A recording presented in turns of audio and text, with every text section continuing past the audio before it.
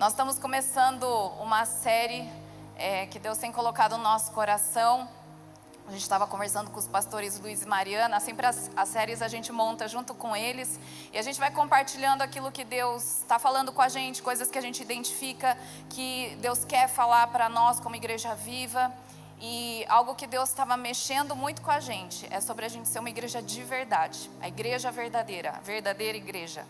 E nós cremos que são tempos que a gente vê tudo quanto é igreja, né? Graças a Deus tem igreja com missões, visões diferentes, porque as pessoas são diferentes, cada um se encaixa, se liga numa parte do corpo diferente. Mas eu quero falar dessa igreja com letra maiúscula, que é a noiva de Cristo, essa igreja que Deus quer buscar. E às vezes a gente está vivendo de maneira irresponsável, ou como o pastor Renato falou hoje, de maneira indiferente ao nosso chamado como igreja de verdade. Às vezes a gente está vivendo para nós mesmos, em vez de focar no nosso noivo. Eu gosto muito de casamento. Outro dia eu fiquei contando quantos casamentos eu fui. Eu e o Renato fomos padrinhos. A gente chegou em mais ou menos, acho que era 17. Fora os que a gente já fez, né? Mas a gente gosta muito de casamento, a gente ama celebrar casamento e os docinhos também. Isso não era para eu falar, mas eu falei, escapou. Mas eu amo casamento. E é engraçado que todo casamento, o foco não é a noiva, né? A música mais tchan é na hora da entrada da noiva. Coitado do noivo, né? Ninguém nem liga para ele. Se eu te falar como era o terno do noivo do último casamento que você foi, você não vai lembrar, né? Ninguém olha para o noivo. E a gente muitas vezes leva isso para a nossa vida cristã. A gente foca tanto na noiva, na igreja que somos nós, nas nossas dificuldades, nas nossas necessidades, naquilo que a gente quer conquistar, naquilo que a gente quer alcançar, que às vezes a gente esquece de focar em quem realmente importa. E quem realmente importa é o noivo, Jesus Cristo. E então eu creio que essa próxima série são várias palavras, é uma série um pouco mais longa, mas nós vamos buscar a fundo o que é ser uma igreja de verdade. O que é ser a igreja que Jesus está esperando buscar. Eu tenho uma prima que ela se casou há muitos anos atrás, uma das minhas primas mais velhas, e eu lembro que o casamento dela eu estranhei muito. Eu era adolescente quando eu fui no casamento dela, mas eu estranhei muito, porque ela estava lá na frente no altar, então perdeu a graça. Ela de noiva, lá no altar, junto com o pastor atrás dela. Se eu não me engano foi meu tio que fez o casamento dela. E quem entrou foi o noivo. E todo mundo questionou essa decisão dela, né? Mas por que você fez isso? Ela, porque eu quero lembrar que é assim que vai ser. Nós como noivo, esperando Jesus voltar. E foi um casamento super diferente, mas foi uma hora que todo mundo parou para pensar, realmente é assim. Jesus está esperando a sua noiva se preparar para que ele volte. E as bodas do Cordeiro, como eu falo em Apocalipse, vão acontecer e isso vai trazer muita alegria. E o tema da minha palavra hoje é: a verdadeira igreja vive para a glória de Deus. O que significa isso? A verdadeira igreja vive para a glória de Deus. Eu queria que você abrisse comigo em Apocalipse 19. Lá no finzinho da Bíblia, Apocalipse 19, eu vou ler dos versículos 6 a 8.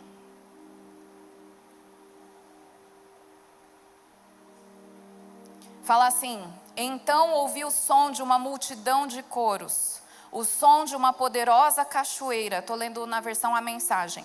O som de um poderoso trovão. Aleluia, o Senhor reina, o nosso Deus, o soberano poderoso. Vamos celebrar, vamos nos regozijar, vamos dar glória a Ele. O casamento do Cordeiro vai acontecer. Sua esposa, a igreja, já se aprontou. Ela recebeu um vestido de noiva de linho brilhante e resplandecente. O linho é a justiça dos santos.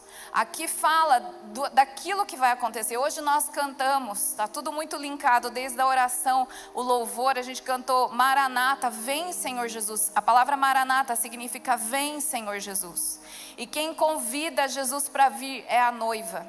E aqui fala de um casamento que vai acontecer, onde nós vamos dar glória a Deus.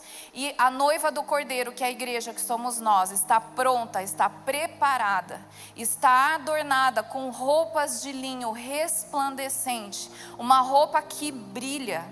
É por isso que noiva geralmente casa de branco, para mostrar essa pureza, essa glória sem mancha. Eu lembro que na véspera do meu casamento, não foi na véspera, mas foi uns dias antes, eu tive um pesadelo, que ia ter ceia no meu casamento, né? Então eu ia celebrar a ceia com o Renato lá, bem egoísta, né? Só nós dois participamos da ceia do meu casamento. E no meu sonho, meu pesadelo, eu derramava o cálice no meu vestido, né? E aí eu lembro que eu fui devolver, que era vestido, era a primeira locação de vestido de noiva, né? Que por causa do meu tamanho eu peguei numa loja de daminha. Aí eu fui lá, no meu sonho, no meu pesadelo, a pessoa que me alugou falava assim: mancha de vinho não sai, você vai ter que pagar esse vestido, né? E eu assim, meu Deus, vou ter que pagar. Não é mais locação, vou ter que comprar esse vestido que manchou de vinho, né? Então daí você assiste o videocassete do meu casamento, né? Que foi em 99. Eu tô lá com o cálice segurando com duas mãos. Se pudesse, se eu tivesse mais uma mão, eu seguraria. Com todo cuidado, eu só dou uma bicadinha, que eu nem dou um gole, eu só bico e devolvo assim, para não cair no meu vestido. Porque o vestido é branco, é sem mancha, é sem ruga, é sem mácula, sem nada amassado, sem nenhuma sujeira. É assim que Deus quer encontrar a sua noiva. A igreja que somos nós temos que ser assim. Fala que as vestes limpas são as justiças, os atos de justiça da igreja. Então, às vezes eu fico me perguntando: Deus, se o Senhor fosse ver minha roupa hoje, se minha roupa fossem meus atos, será que a minha roupa estaria limpa? Estaria desamassada como um linho? O linho é super fácil de amassar, né, gente? Você encostou um cinto de segurança, amassou toda a roupa de linho. Será que minha roupa como noiva de Cristo está assim? Está limpa? Está adornada? Está enfeitada? Está brilhante? Está resplandecente? E eu acho muito engraçado, sabe aquelas propagandas de tira-mancha, né? Sempre tem duas cubas, né? Com duas roupas. Aí você pega uma roupa, ele ergue a roupa, você fala assim: ah, tá limpo, né? Aí quando ergue a outra com aquele produto que eu não vou falar o nome, a roupa parece que brilha. Parece que é feita de lantejoula purpurina, porque eu falo assim, gente, para mostrar a diferença. Então antes, quando só mostrou a primeira, que estava meio encardidinha, eu não percebi que ela estava suja. Eu só percebi que ela estava suja quando colocou do lado de uma roupa que foi lavada com aquele produto que estava branco reluzente. E a gente também, na nossa caminhada com Deus, tem que ser assim. Quanto mais eu ando com Deus, que seria o Vanish, aí não dá, não tem que falar, poder O2. Quanto mais eu ando perto de Jesus, mais eu conheço a sua santidade, mais eu conheço a sua justiça. Aí fica fácil identificar em mim aquilo que está errado, aquilo que precisa ser confessado, aquilo que precisa ser abandonado e transformado na minha vida. E muitas vezes a gente só não está identificando o pecado em nós porque nós não estamos perto do padrão que é Jesus. Agora, quanto mais perto eu ando dele, quanto mais eu gasto tempo com ele, conversando com ele ao longo do meu dia, mais eu consigo perceber se tem algumas coisas em mim que estão como sujeira e que estão me impedindo de ser aquela noiva de Cristo que está com as vestes brancas, brilhantes e reluzentes. E eu lembrei de Lucas 5, é um trecho que a gente usou muito no ano passado, né, que era o tema da igreja, era mais profundo, a gente falou muito sobre a pesca maravilhosa. E o que eu acho interessante em Lucas 5 é que Jesus fala assim: deixa eu subir no barco. Aí Pedro fala: sobe no barco. Aí eles têm aquela experiência de pescar muitos peixes, e quando Pedro se dá conta da glória e do poder de Deus, a primeira coisa que ele fala não é nossa, quanto peixe. Ele fala: afasta-te de mim, porque eu sou pecador. É isso que a gente precisa experimentar quando a gente está perto do Senhor. É a gente chegar tão perto dele, é tanto brilho, é tanta glória, é tanta santidade, é tanta pureza, que a gente consegue identificar em nós coisas que estão sujas e que precisam ser confessadas. Em Isaías 6 também, Isaías tem uma visão da glória de Deus dentro do templo. Ele fala que as abas de suas vestes enchiam todo o templo e que os anjos cantavam: santo, santo, santo é o Senhor Todo-Poderoso, a terra está cheia da sua glória. E quando Isaías tem essa visão, o que ele fala? Ai de mim, que sou pecador. Ai de mim, que tenho lábios impuros e habito no meio de homens de impuros lábios. E aí Deus vem, manda um anjo que toca a boca, a língua de Isaías. Ele fala: olha, eu estou te tocando e o teu pecado foi purificado, agora você está limpo. Então, quando a gente tem esse tempo de intimidade na presença de Deus, que é algo que nós como igreja temos experimentado, eu creio que hoje é o nosso primeiro culto depois do aniversário de 10 anos. Eu creio que Deus está nos levando agora para esse novo tempo, como foi profetizado na semana passada. Esse novo tempo é um tempo de maturidade, onde a gente vai começar a se preparar como noiva. Não vai só usufruir da intimidade do Senhor, mas a intimidade do Senhor, ela traz para nós responsabilidade. E é isso que eu creio que Deus vai começar a fazer em nossas vidas. A gente não vai mais conseguir ficar de qualquer jeito na presença de Deus. Eu sinto que Deus está nos levando a um tempo onde a gente vai usufruir dessa glória de Deus, mas ao mesmo tempo a gente vai se abrir para ser transformado, para confessar pecados, para ter as vestes limpas, alvas, para a gente ter coragem de falar pecados que a gente nunca confessou para ninguém. A gente vai ter essa coragem de expor e confessar diante do nosso Deus que nunca nos condena. E eu creio que Deus está nos levando como igreja para esse tempo. Eu queria que você abrisse, hoje eu vou me basear em Lucas capítulo 9. Eu quero ler para vocês o versículo 28 a 36. Lucas 9, de 28 a 36. É a transfiguração, o monte da transfiguração. Versículo 28 fala assim: aproximadamente 8 dias depois de dizer essas coisas, as coisas que Jesus estava falando quem quer ser meu discípulo, tome sua cruz e me siga. Jesus tomou consigo Pedro, João e Tiago e subiu a um monte para orar. Enquanto orava, a aparência do seu rosto se transformou e as suas roupas ficaram alvas e resplandecentes como o brilho de um relâmpago. Surgiram 2 homens que começaram a conversar com Jesus, eram Moisés e Elias. Apareceram em glorioso esplendor e falavam sobre a partida de Jesus, que estava para se cumprir em Jerusalém. Pedro e os seus companheiros estavam dominados pelo sono. Acordando subitamente, viram a glória de Jesus e os 2 homens que estavam com ele. Quando esses estavam se retirando, Pedro disse a Jesus: Mestre, é bom estarmos aqui. Façamos 3 tendas, uma para ti, uma para Moisés e uma para Elias. Ele não sabia o que estava falando. Enquanto ele estava falando, uma nuvem apareceu e os envolveu, e eles ficaram com medo ao entrarem na nuvem. Dela saiu uma voz que dizia: Este é o meu filho o escolhido, ouçam a ele. Tendo-se ouvido a voz, Jesus ficou só.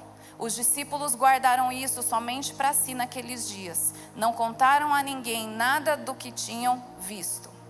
Nesse trecho, imagina a situação, né? Jesus tinha 12 discípulos, mas ele chama 3 muito próximos.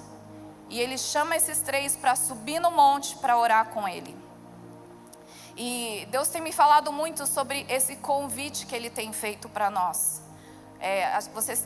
Vocês vão concordar comigo. Todo culto, a gente experimenta um tempo de intimidade. Às vezes parece que você está sozinho na presença de Deus, quando a gente está aqui louvando. Hoje foi um dia da gente declarar nosso amor por Jesus. Foi um tempo tão gostoso durante a adoração. Da gente falar do nosso amor por Jesus e também ouvir o amor dele por nós. E a gente tem sido, e eu falo isso com muita humildade, eu não falo com pretensão não. Mas eu tenho essa convicção de que Deus tem nos chamado como igreja viva para esse lugar.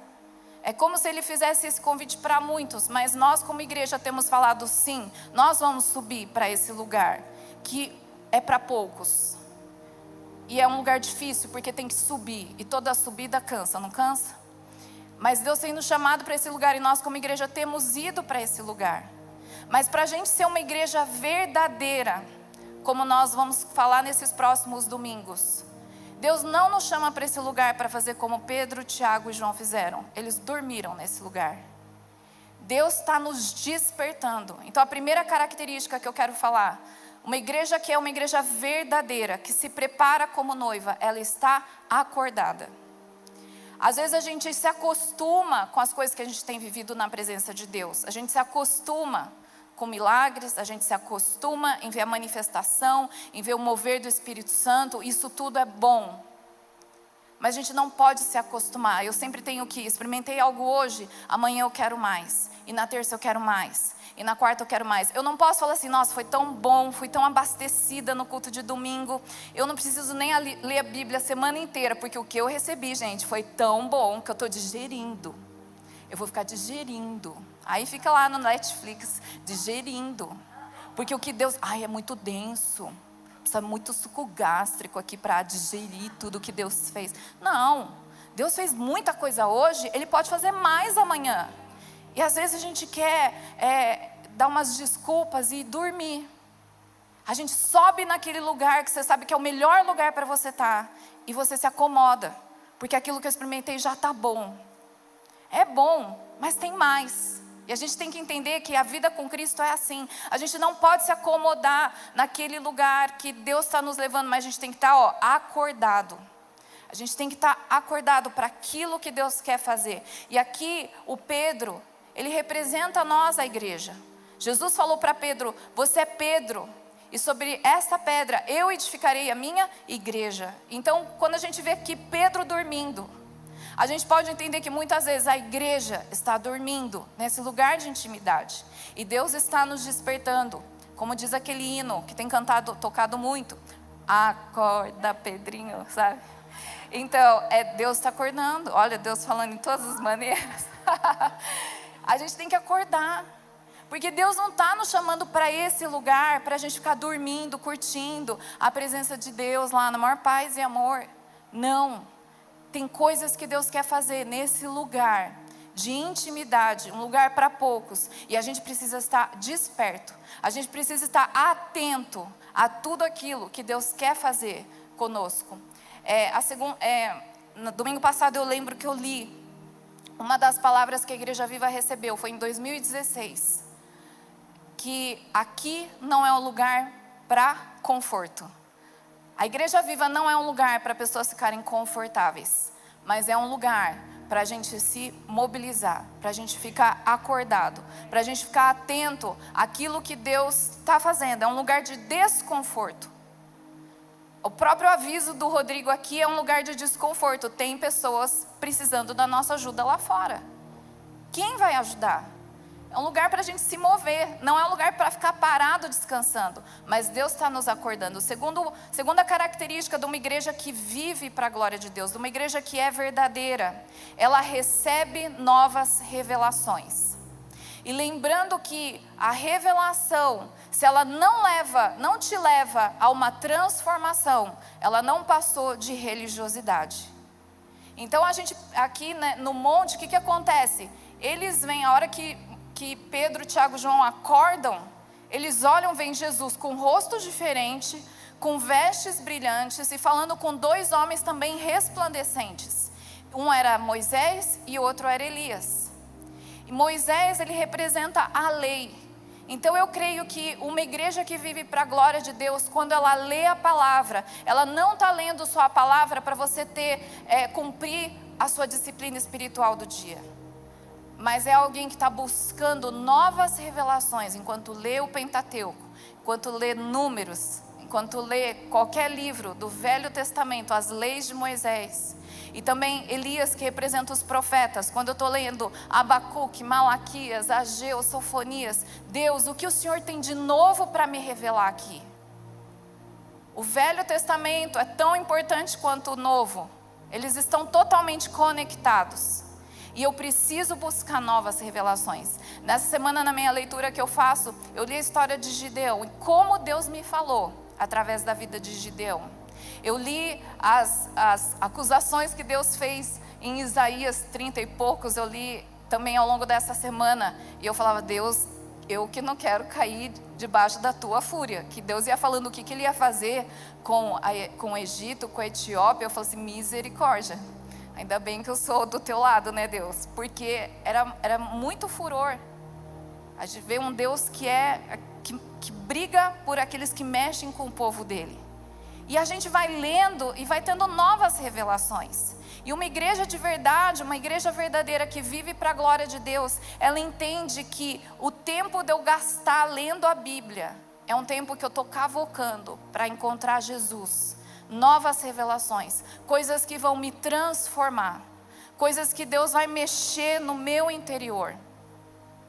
Essa semana, quando eu li Gideão e ele falava que ele foi para a guerra contra os midianitas, e Deus falou assim: tem muita gente aí. Eu no lugar de Gideão, eu falava assim: Deus, quanto mais gente, melhor. E Deus me ensinou que só Ele basta. Só Ele basta. E Ele fala para Gideão: eu vou estar com você, isso basta. Será que nas minhas lutas diárias eu tenho vivido isso, que só Deus basta? Ou eu preciso do meu salário? Será que só Deus basta? Ou eu preciso do Renato para eu me apoiar nele? Então, como Deus quer falar, quer se revelar e quer me transformar, quer te transformar, enquanto a gente se aprofunda na palavra, nas leis e nos profetas. Terceira característica de uma igreja que vive para a glória de Deus: ela é transformada. Tudo que Jesus pede para nós, Ele dá o exemplo. E aqui no monte, Ele mostrou isso. O rosto dele foi transfigurado, mudou o formato. As suas vestes ficaram brilhantes. Jesus sempre pede algo para nós, mas Ele dá o exemplo antes. E aqui, essa palavra transfigurado, no grego, é metamorfo. E essa palavra metamorfo é a mesma palavra que aparece em Romanos 12, versículo 2. Onde Paulo fala: transformai-vos pela renovação do vosso entendimento. Sabe, hoje muitas pessoas estão sofrendo na mente com ansiedade, com medo, com pânico, com depressão. Porque o diabo sabe que se ele toca a nossa mente, vai ser mais difícil a gente ser transformado na nossa mente. E aí a gente deixa de experimentar a boa, perfeita e agradável vontade de Deus. Então Jesus deu exemplo, Ele foi transfigurado.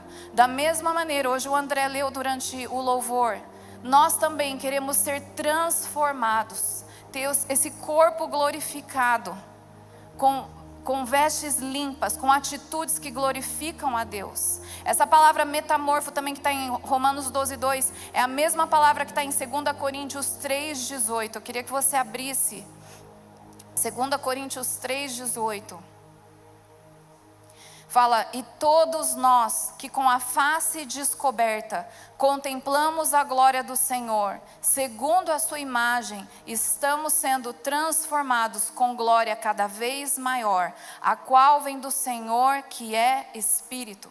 Aqui fala de uma face que é descoberta, que contempla a presença de Jesus, que é o Vênus, branco, brilhante.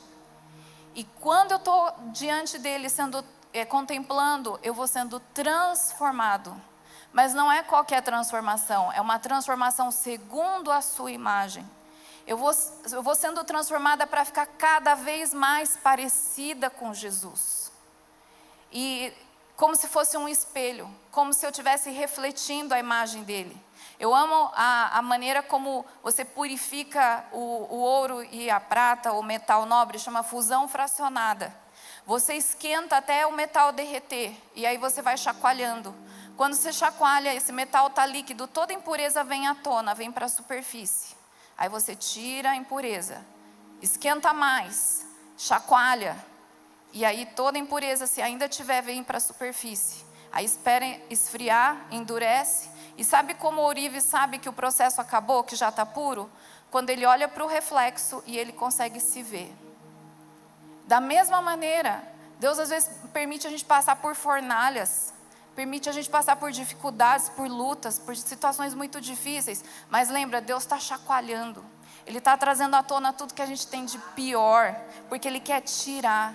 E aí quando esfria, Ele olha e Ele fala: eu estou me vendo em você. Eu estou me vendo em você, tá bom.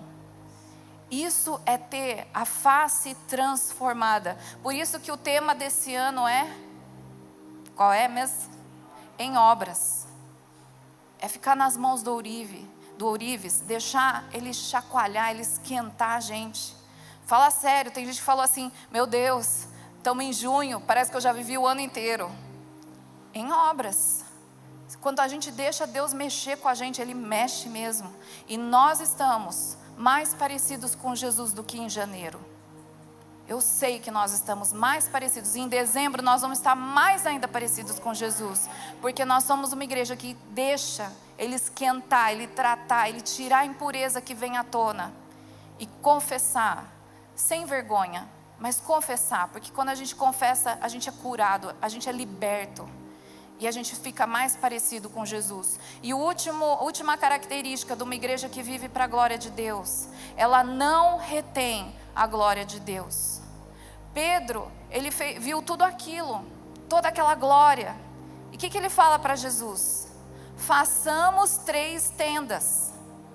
A tenda para que era? Lá no Velho Testamento, quando o povo estava no deserto caminhando, o que tinha? Tinha a tenda do encontro. Naquela tenda era onde Moisés ia e se encontrava com Deus. Era onde Josué ficava plantado na frente da porta do encontro, da tenda do encontro. Era um lugar onde a glória vinha, mas era um lugar onde ela ficava retida. E era um lugar para Moisés, só Moisés se encontrava com Deus. E quando ele saía, o rosto dele brilhava. Mas Deus está falando, eu creio que quando Pedro fala assim, vamos fazer 3 tendas? Ou seja, está tão bom aqui, vamos permanecer aqui? Vamos deixar guardadinho essa glória de Deus, essa intimidade gostosa, vamos deixar guardadinho? E Jesus permite construir 3 tendas? Não, logo depois eles descem do monte. Por quê?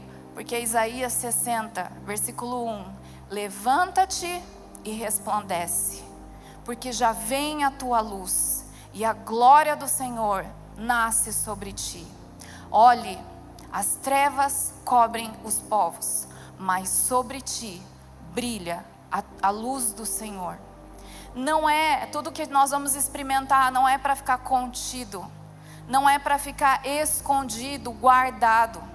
Mas aquilo que nós estamos vivendo, essa transformação, essas vestes resplandecentes, elas têm que brilhar na minha casa. Essas vestes resplandecentes, elas têm que brilhar no meu trabalho. Elas têm que brilhar no trânsito. Elas têm que brilhar quando eu estou vendo um filme. Elas têm que brilhar quando eu estou acessando qualquer site na internet.